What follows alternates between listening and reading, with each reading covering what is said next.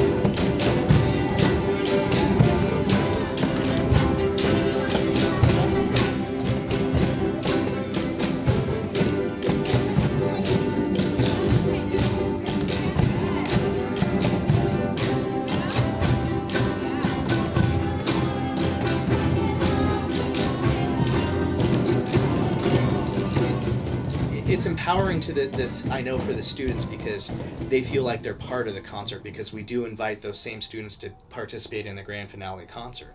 So it's not just like, oh, here's the college students and working with professional artists. No, it's about everyone in the community gets to work with and be a part of that show. And they light up to being able to be playing next to that Grammy Award winning artist. And that empowers them, so you see them become stronger people and more empowered, and then they give that on to the next generations. And I mean, you think about, we've been doing this for 7 years, and it's become a tradition at some of these schools like White Swan, Toppenish, some elementary schools here, where this is part of their yearly calendar, that they work towards this, and they actually start introducing this music months earlier to start educating them. And then this is kind of that reward that, hey, let's be a part of this culture.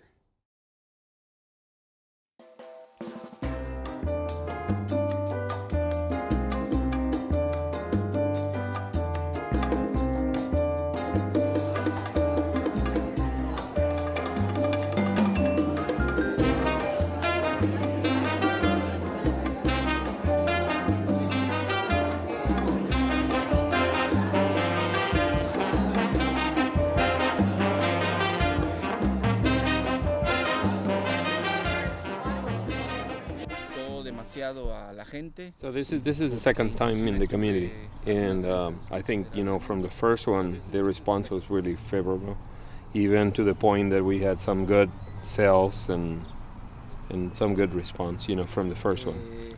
And this is probably, I see the response today and the attendance and all that, and better yet, there's also the collaboration we have with the schools, with the high school, where we're showing and telling the community and the kids, the importance of the art and their, their involvement. I think the unity that brings, when you have the opportunity to unite people to different expressions of art and music, and then their own opportunity to actually see it and appreciate it, but also to bring them together.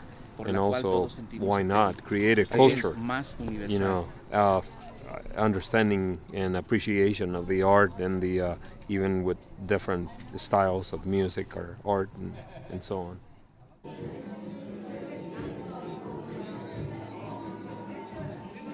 His artwork does have some really deep meaning to it, and seeing the struggles of what people are doing to trying to get into this country. We see it from a different aspect of going, well, we got to have documented, undocumented workers, but we still need both of these sides to help our agriculture. But then seeing it from down in Morelia, how people live down there, the quality of life, or just how they're doing things. America is a great place, and I can see now why people strive to get here. But the pains of trying to keep a family together down there, or even trying to bringing a family up here to have that better life, is powerful, and it's very hurtful too. And you can see that in Javier's work. And I think that's the great thing, is he's really got that voice of what's going on today, and still looking back to the past of tradition. As you can see in his paintings, you can see a lot of Aztec influences, the Puepacha Indian influence with it, combined with what he's feeling today.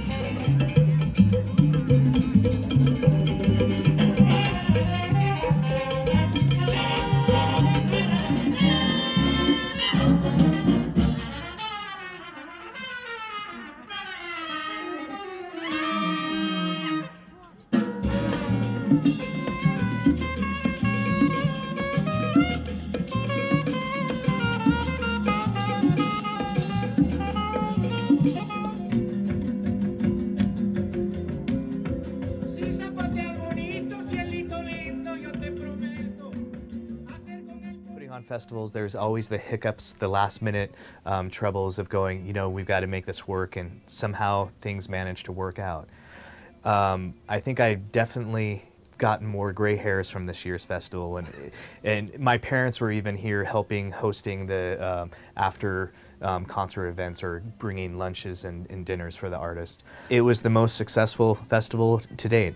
Then outreach numbers that they're still rolling in, but we've reached over 6,200 people between the art and music outreach. So I mean, thinking about that is amazing.